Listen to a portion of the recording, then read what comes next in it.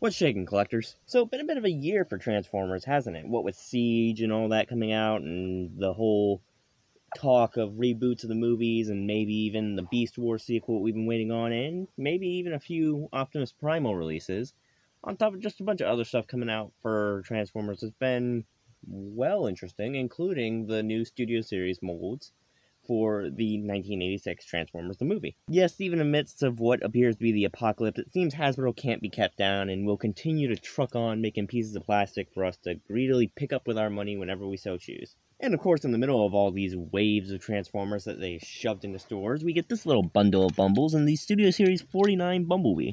Now, I gotta say, with how many Bumblebees have come out of the Studio Series line, I wasn't really too spectacularly impressed when I heard they were making another one. But then once I saw the actual photos of this Bumblebee, and when I actually saw how good it looked in pictures, I was eagerly awaiting this thing to come out in a store so I could actually get my hands on one. And let me tell you, he does not disappoint. So starting off with the car mode then, this thing is just an absolute little beauty in terms of detailing. I mean, it's got the black stripes pretty much down to a T with a little thinner band up around the outside. Got a nice little Chevy logo up on the front with little blue painted headlights. Nice gloss black paint for the grille, and these little details right down here. And even sporting some nice silver painted wheels with rivets actually carved in. Shame about the back though, because it's pretty much all headlights, no substance. And then you look on the bottom and you basically just see all of Bumblebee there. Hello! And I gotta say, one of my biggest problems with the Bumblebee molds for Studio Series is they can never get the underside right. And I mean, I'm not sure I get it, because pretty much all the Bumblebee molds are just redos of the Last Night Premiere Edition Bumblebee. So, how they managed to get that one right, but not the new molds right, I'm not entirely sure I understand, but basically, that's my only real complaint with this figure, is all the kibble kind of hangs out underneath the car and kind of prevents it from doing a really good roll, and it kind of just gets caught on its things and kind of just slides about the place. But despite that, I do still love this thing in terms of detailing and in terms of just absolute conveyance of the 2007 Camaro concept mode. It looks absolutely fantastic. And I mean, even with the panel lines, it still looks good. Like, when you look at the front of it, you can even tell the panel lines don't really even look like panels as much as they do just part of the hood. And of course, what would Studio Series be without a gimmick? So for this B, we've got his little hand cannon, which actually is done really well. Let me see if I can get that to focus a little better. Yeah, you can see it looks really nice, actually. Got the nice carvings around the barrel with the little grooves. Got the little focuser here and the scope right there. And it's got these two little pegs right on the back of it, which, if you take a gander back here, you can actually plug into the back of B, and inbuilt weapon storage, so that you don't have it just laying about the place. Really delivers on the size scale, too, because with Studio Series, they've been trying to get a bit more accurate to the movie scalings, and this B is very tiny. As a matter of fact, where he just completely gets enveloped by my hands, and if I wanted to, I could just shove him in a shirt pocket. Now, let me just say, I do think that Bumblebee needs to be a little bigger than Jazz, but I do also think that he should still be a tiny guy, so good on you, Hasbro. So then I guess it's about time we get on to the transformation then, shall we? So with this Bumblebee, the first thing you're going to want to do for transformation is you just want to come back here, and you see this little door and this upper part right here. Those will actually come out, so what you want to do is you want to kind of just pull out like so, and they'll kind of pull this bottom piece down with them because this is pegged into that in 3 separate places. So what you want to do is you kind of want to just get your hand in behind and underneath that and just pull it up so that you can actually get it to come apart. It does really take some finagling sometimes, especially with mine, because mine, this side, a lot tighter than the other one. But basically, once you get that undone, it'll just flip out. And you do want to make sure that the door is set into this spot because it's on a double hinge. So what you want to do is you want to make sure it's set like that, because then it makes room for this. And then what you want to do is you want to just take this bit right here. You want to be careful not to pull on the wheel too much because it will pop off. Despite the securing it's got in place, it will pop off. I've seen people actually break their B trying to get it transformed that way. But what you want to do is you want to just kind of pry this away from the front of the car, and it will come undone eventually. And the reason it's so hard to do is because that part is unfortunately hooked into a tab that actually goes out and up. So it is kind of hard to get that to go in and come out all the time, but it does work most of the time enough to where it doesn't really screw anything up. And then what you want to do is you want to take this and just set it so that it's flush against the door. It will take a bit of pressure to kind of swing it around this hinge right here, but once you get that done, it's pretty much set in place, and you can do second verse, same as the verse. And then once you got the doors flayed out, you can basically move on to the rest of the figure. So what you want to do then is basically just want to come up here, and you want to take the side bits here, and you want to kind of just rotate them down. And you'll see as I'm doing that, there's a little tab right in there that these are hooked into. So you want to kind of just rotate those down so they're kind of facing out like that. And then once you have that done, that will actually give the top bit of the car free clearance. So then what you can do is you can just pull that back so that it comes up like so, and that it sits like that. And then what you want to do is you want to take the arms and you want to move this bit down so that's out of the way, like that. And then the arms will just come down and go around like that. And do the same thing over here, just come down and around like that. So the arms are out of the way, and then what you can do is you can take the door wings and you can turn them up. And they're actually on a hinge with this, so when they move to a certain degree, this will also move. But you want to basically just turn them up so the wheels are facing forward. That way you can kind of get them out of the clearance of the front top of the car first and foremost. And then what you want to do is you basically just want to take this bit and flip it down like so. And then you can take the arms and you can pull them out to the sides like this. And you can see as I'm doing it, they kind of have the same joint as the old 1964 Camaro Model B did that came out in the 3 Evolution pack and with Age of Extinction. So what you want to do is basically you just want to take the arms and you want to pull them up like so. And then they'll sit like that because this bit right here actually locks them into place. So do the same thing over here, just take the arm, slide it out like so, and then push it up so that it gets locked into place. And you do want to make sure that you're not kind of working on the hood as you're doing this, because it's very easy to kind of just accidentally make the hood go in places you don't want it to go. So you kind of want to make sure it stays like that, just to kind of give yourself the room you need to work. And then what you can do is you can take this and you can flip it up like so that the black bits are facing front. You can take these side panels and turn them down, and then they rotate in like so. So you just want to take them and rotate them like this, if I can get it to, there we go. And you'll see it'll actually turn diagonal, and then it'll actually peg into this little spot right here. You can kind of see the tab right there.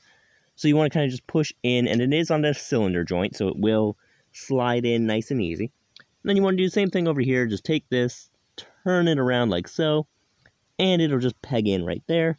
And then you want to take this and flip it up and underneath of that, and then this will all just sit flush right against B's body. And then you are basically done for the top body for right now. So we can move around to the back. And basically what you want to do here is you just want to take the top part and kind of move it up, making sure it stays clear of the door wings, because they do like to kind of get stuck on the tabs. And you want to kind of have it like that, and then what you can do is you can take this and flip it down like that, just to give yourself a bit more clearance to work with, and then we can move on to the legs. So basic leg thing going on here with these, you just want to take them, and you want to prime apart like that, and then you can actually just transform them pretty much all the way. So what you want to do is you want to take this bit, and this will come down, and you want to make sure the arm is out of the way so that you have room to move. And then what you want to do is you want to take this, you want to take this end bit right here, and you want to flip that up like so that it's sitting diagonal on the front of the leg. And then you can take this whole apparatus here with the foot in the back of the car, and what you want to do is you want to actually turn it so that it is a little easier to turn out, because it does tend to get stuck on this because of the tab it's on.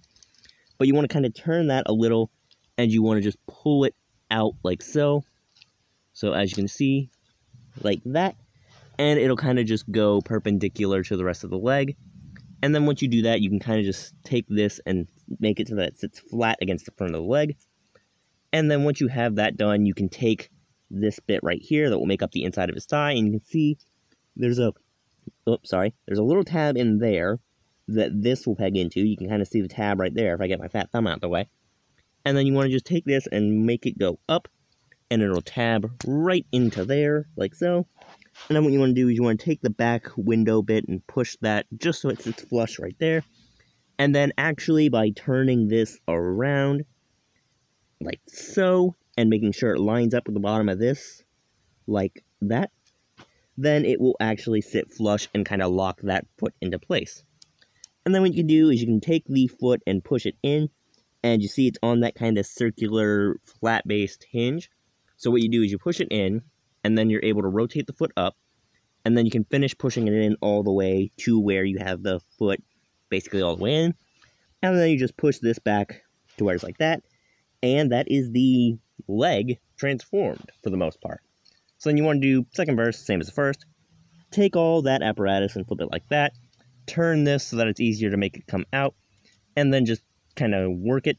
It does take a bit of practice to get it down to where it's not really hard, but once you get the practice, it is very easy to just get that bit to flip around that hinge. And then again, just make this go into that little tab right there, like so. Then take the glass bit, flip it in like that, and then take this the shin bit, and flip it up like so that it just gets into there and locks that into place. And then push the foot in, flip it up, and push it in all the way. And then once again, you just flip this down, and then you have the legs basically turned into their robot mode. And then what you want to do with this to actually get it all positioned is you want to take this, and you want to flip this around like so on both sides, so that the backs of the legs are actually facing the front. And then what you want to do is, in a bit of a genius move here, you want to take the pelvic bit, and you want to kind of just turn that all the way around, so that it does a full 180, and that the back is now facing the back again, and the front is facing the front.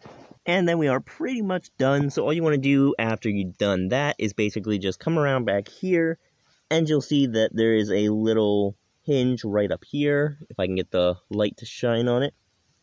Let me see. There you go.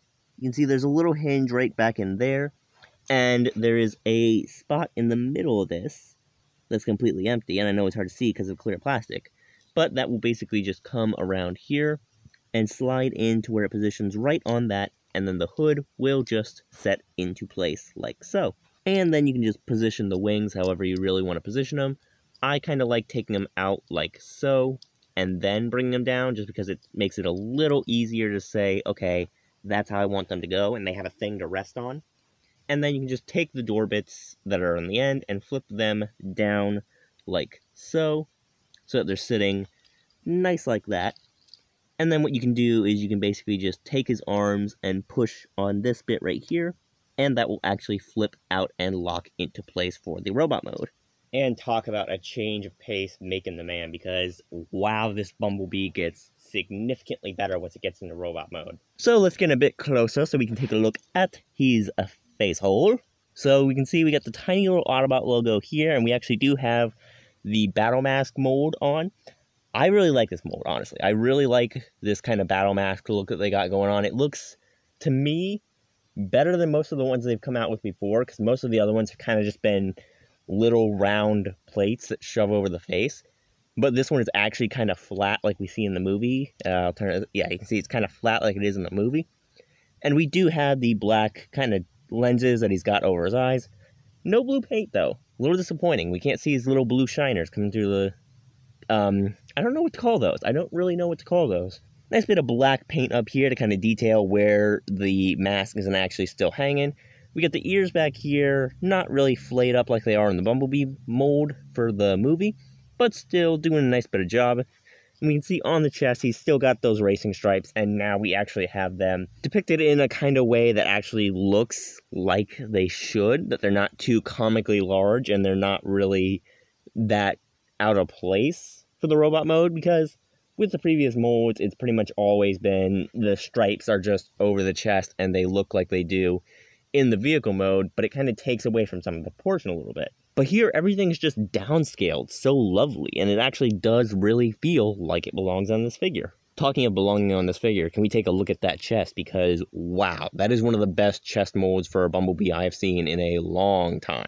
I mean, not only does it capture the movieverse design, but it actually looks like Bumblebee's chest. That it's not just the top of the car flipped over the front. That it actually is the front bits of the chest actually taken and molded to where they are put against his robot mode, but also molded to where they look like parts of the car bent and shift around. And I mean, this thing is just decked out in detailing all the way. Clear from the paint apps that they got on the feet to where they have more than one color now, up into the carving on the thigh, which I can actually move this and you can see a little more. Like, look at all that detailing. That is a massive amount of work to make all the kind of gears and all the spring shifts, all of that just kind of carved in detail right in there. Sadly enough, no license plate paint though. Which, I mean, I kind of get they didn't really do a lot of paint apps for Studio Series, and with this guy, they did kind of get a lot of money into the paint for the silver they got on the arms and the feet, as well as the wheels. But, I mean, a little bit of white and red paint there shouldn't be too much of a problem. They put the tiny, tiny little Autobot logo right there. And the arms do look fantastic, actually having a good bit of articulation. You can get them to go all the way out, and they basically get 360 degrees of rotation thanks to the ball joint, as well as a very good kind of elbow joint thanks to the ball joint that they're on, and the nice silver paint on the outside. I don't know what that hole is for. I'll be real honest with you. I have no clue what that square hole is for. Like, I've not been able to find a use for it. His arms look fairly decently sized, too. Like, they actually feel like they're bulky, but at the same time small enough to be on this Bumblebee. And, I mean, I think my favorite part of this bee has to be the door wings, because these are some of the best door wings I've seen on a bee in maybe ever. Not only can they go up and down, but they also have full range of motion that you can just basically move them out and into whatever kind of positions you want. Not to mention the tiny little mini flappers not actually being comically oversized and extremely pointy to where they could be secondary swords. And of course, talking of weapons, this bee's cannon is actually special in the remarks that it isn't actually something that you take his entire hand off and put on a replacement. Whoopee! That's actually something I really hate about a lot of the other bees. I don't like that they make you take off the arm to put the cannon on. But basically what you do is you just take the hand, and it is on a 5mm port. You can see, with my thumb, you can see right there is a 5mm. So basically you just take that and you plug it into the hand like so. And you'll see once I get it in, it sits nice and flush. And it does actually look very good in his hand. Kind of missing a bit of paint apps, but with the way they make it kind of blend with the outer edge of the arm, I feel like they kind of worked a way around that to where they could still keep the yellow paint he got on his gun and kind of get away with having it all black. But again, with his full range of articulation, he can pew pew bang bang, pew pew bang bang, pretty much any direction you wish. And of course, he does have a good bit of leg articulation as well. Being able to move his leg pretty much out like that, getting out a full kick, getting that 360 degrees of rotation at the knee thanks to the transformation. And if you actually move this bit up a little bit, it lets you move this around.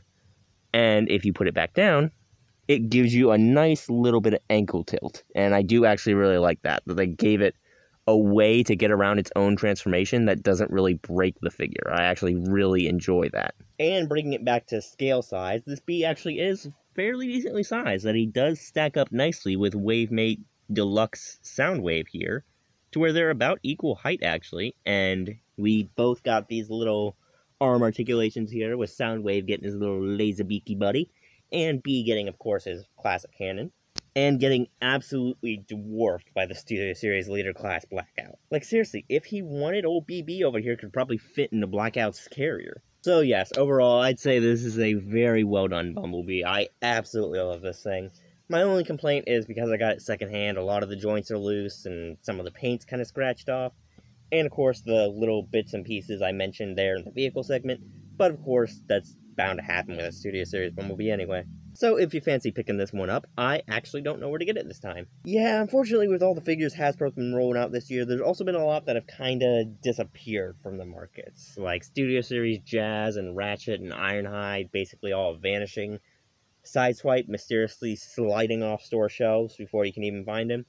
and this guy reaching ridiculous prices in the online market before he's even a month into his release. But I mean, with his quality, I can't really blame him. But if you do manage to find one of these guys at a somewhat near market retail price, and you do want to end up picking it up, I would definitely say get this guy, because if there's any Studio Series Bumblebee that's going to be good this year, it's this one. And yeah, with that, I think I'm going to leave this video here. I hope you guys enjoyed it. Again, absolutely love this thing, and I'm glad I'm getting to do back some more Transformers reviews, because I've been meaning to do quite a couple of these. And I do want to know if you guys want me to do a review of Blackout, because he's a bit of a big one, so that might be an issue. But we'll see how things go. If you want it, and I might be able to do it. I don't know. We'll see. But for now, I'm going to leave this video here. I hope you guys enjoyed it. If you did, you can slap the like button as always, and I will see all you beautiful people in the next video.